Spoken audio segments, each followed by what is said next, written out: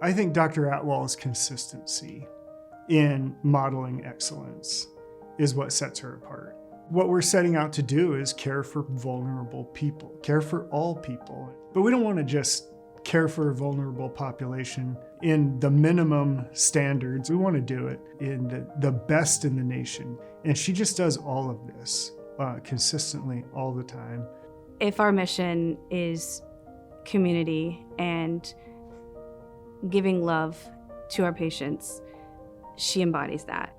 She just embodies compassion towards her patients and her fellow workers.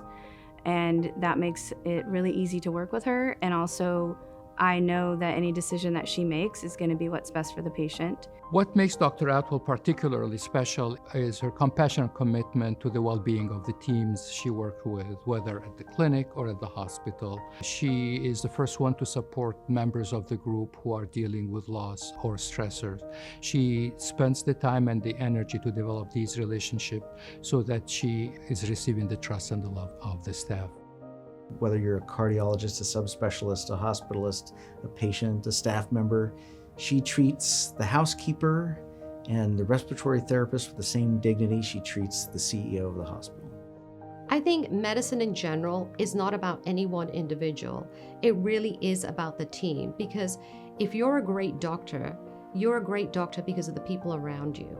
Because if that team wasn't there together, you wouldn't be able to perform the job you're performing. During COVID, Dr. Atwal was very calm. Things can be going crazy, and of course we all know during COVID, especially in a COVID ICU, things were crazy all the time. We didn't know what to expect. The only data we had was the CDC's first articles that came out, and I think the WHO was publishing 1 in every 6 healthcare providers will likely pass away. It's a really scary thing when you huddle in a room as a group and try to decide how you're going to navigate through this pandemic. But it was physicians like Dr. Atwal and a number of really key physicians that joined hands with nursing staff and leadership and infectious disease doctors and really said, hey, instead of running scared, we're going to find solutions and we're going to do it together. She quite literally was given pep rallies to her peer group and her staff and the respiratory therapists.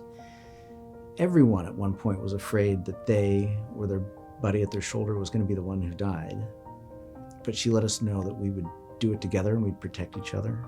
She was a great source of solace for all of us. Forever eternally grateful for her leadership and her just kind, thoughtful approach. She didn't waver. She didn't second guess. We made decisions and we followed through, and that was really impressive.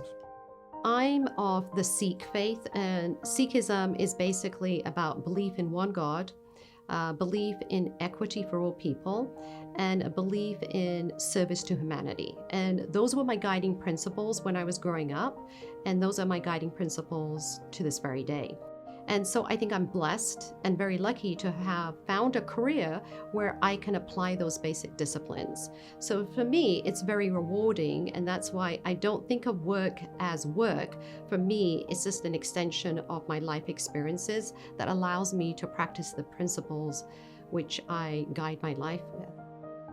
She's so deserving, and she's an amazing fit for the Crystal Angel Award. She defines everything that a Crystal Angel should be. And we all deeply love Dr. Atwal. It has been a joy and a privilege personally to have you as a member of the family of Adventist here for the last 20 years. Thank you very much for your service.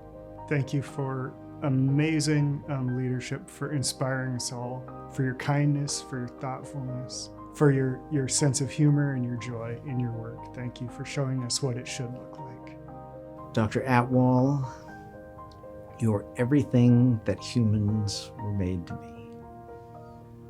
You're a beautiful soul, you're a beautiful practitioner, and couldn't admire you more.